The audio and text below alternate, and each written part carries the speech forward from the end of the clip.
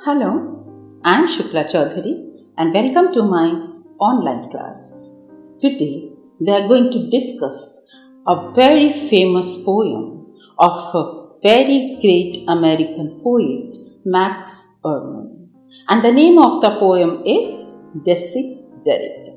But I would like to thank first to all of you, my viewers, for your love and affection and your support, without which it was not possible for me to complete my 100 videos milestone. And then I would like to thank YouTube for providing us this platform to spread educational information, to interact with my students and everyone around in the world with informative related videos. And now there's some personal thanks which I would like to share. After thanking my God that He enabled me with a beautiful team, I would like to introduce my son, Shukla Choudhury. You already know him. You have seen him in so many videos. In fact, he is one of the heroes of my videos. I have seen him in so many channels. He's Shukla Choudhury. Hi.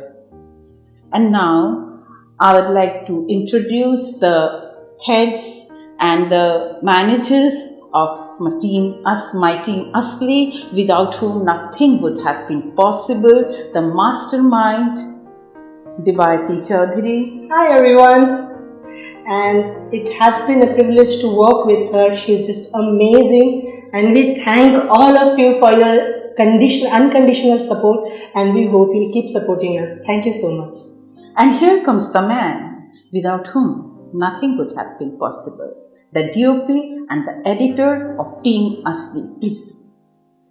Ronald Rosario. Thank you, ma'am. Thank you all, and please carry on your support, your love. We need it all. Thank you. And now for Desiderata.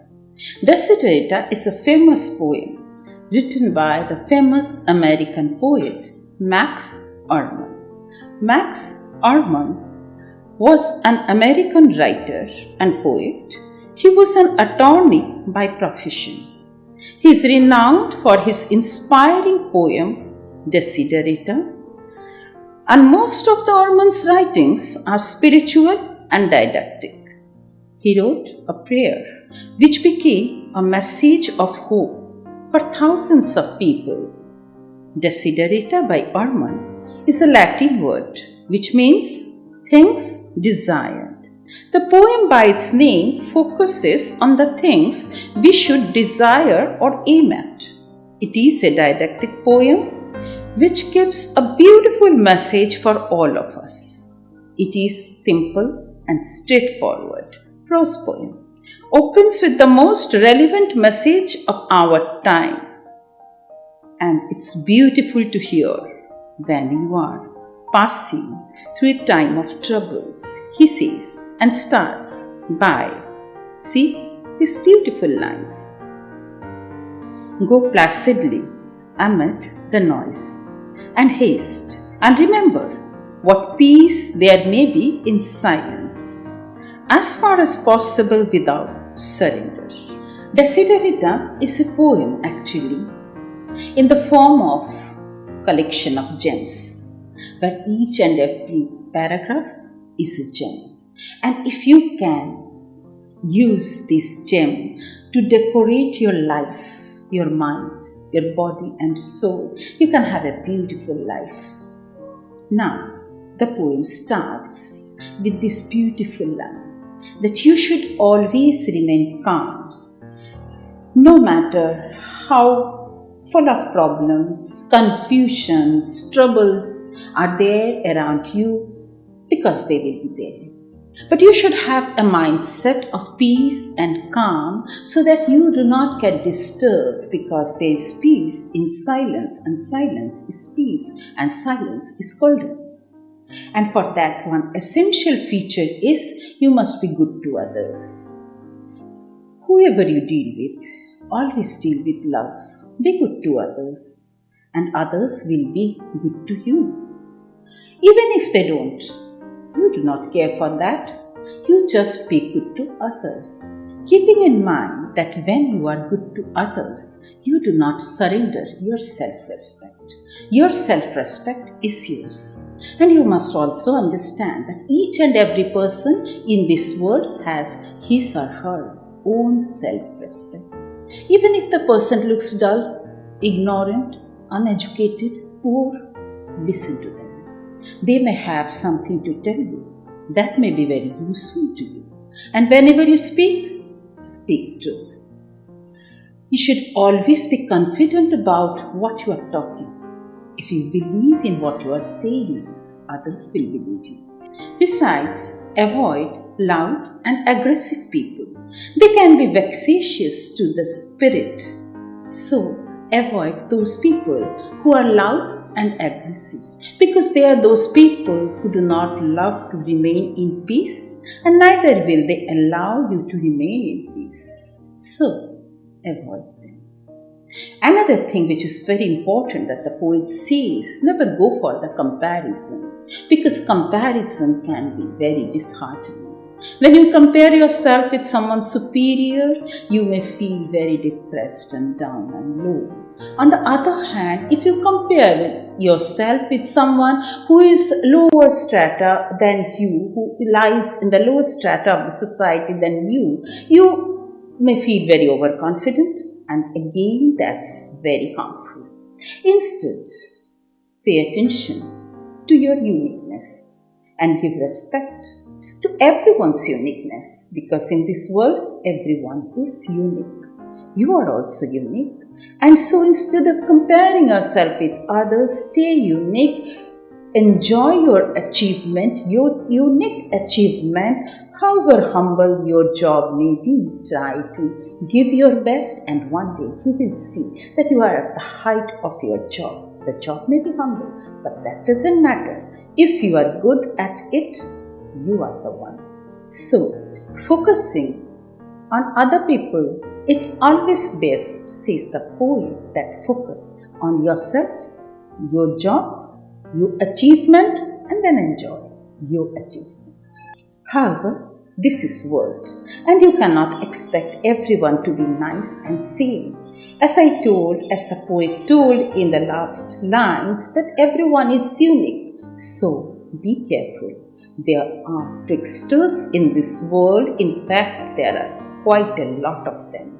So beware of those tricksters. But don't be so afraid that you do not mix with anyone and you are suspicious of everyone, because in that way you will lose those persons who are honest, humble, heroic, kind. Because as I told you, this world is full of different kind of person. That's what the poet means.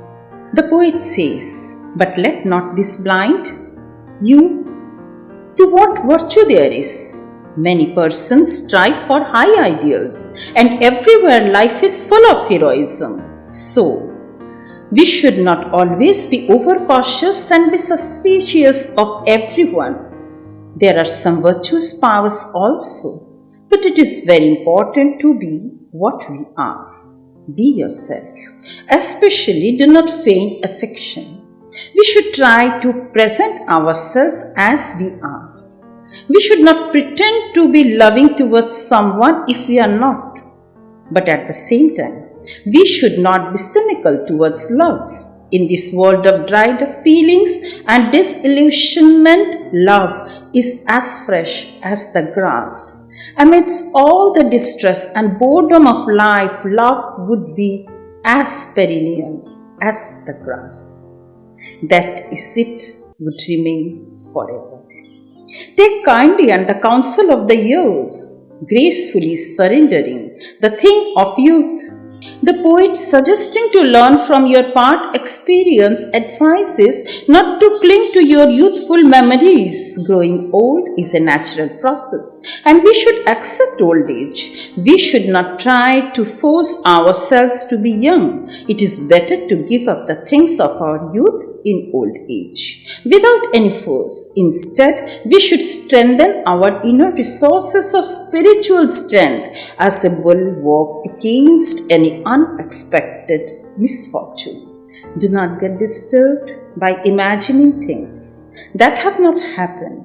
Many times, these imaginations are the result of fear caused by fatigue and loneliness. We should be disciplined, but we should not torture ourselves with self-control. It is better to be gentle with ourselves. Anything which is forced or excessive is bad. You are the child of the universe. We are as much as the part of the universe as trees and stars. Whether you understand it or not, everything in the universe is happening as it should. So we should be at peace with God and with ourselves. We all have the right to be on the earth. Things happen for a reason, even though you may not be able to comprehend them. The events unfold as they should. There, be at peace with God. Whatever you conceive Him to be, and whatever your labor and aspirations in the noisy confusion of life, keep peace in your soul. The poet asks people to be at peace with their God, no matter how hard the work to fulfill their aspirations in the confused and chaotic life is. They're advised to maintain peace within their soul.